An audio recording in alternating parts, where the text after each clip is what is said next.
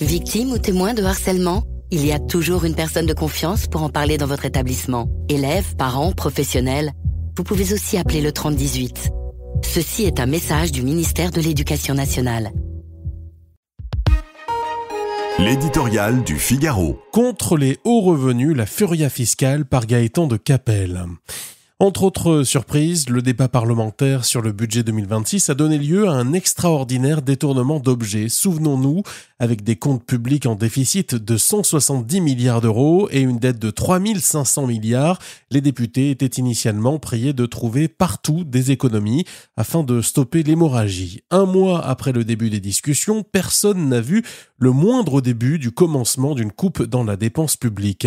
En lieu et place de la rigueur promise, s'est installé un débat lunaire sur un besoin supposé de justice fiscale. Et voilà comment, grâce à l'imagination fertile de la gauche et du RN, auquel le gouvernement a décidé de laisser la bride sur le coup, les 40 milliards d'économies sont devenus 40 milliards d'impôts nouveaux, essentiellement sur les entreprises et les gros patrimoines.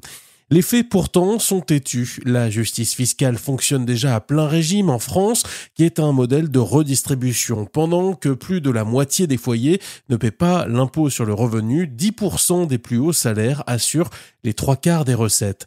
Les mêmes, également taxés sur leur capital et leur immobilier, se trouvent dans le viseur au titre de contributions exceptionnelles, ne demandant qu'à devenir définitives. Obsession égalitariste, jalousie de la réussite, traque du riche. Dans l'ambiance plombée du moment, leur succession, ce truc qui tombe du ciel, fait aussi l'objet de toutes les convoitises. Au point où en sont les choses, la limite du consentement à l'impôt, cette zone située entre la contribution que chacun accepte de payer au nom de la solidarité et le sentiment de se faire injustement déposséder, approche dangereusement. Signe des temps, de nombreux contribuables mettent en place des stratégies d'évitement quand ils ne songent pas à partir sous des cieux plus cléments. Si au moins cette furia fiscale était utile, c'est hélas tout le contraire. Une fois la purge administrée, la France aura affaibli ses forces vives sans avoir réglé en rien le problème de sa dépense publique excessive.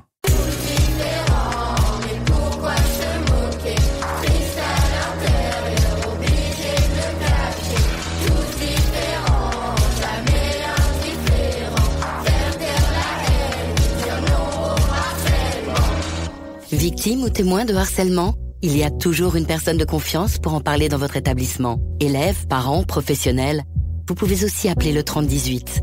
Ceci est un message du ministère de l'Éducation nationale.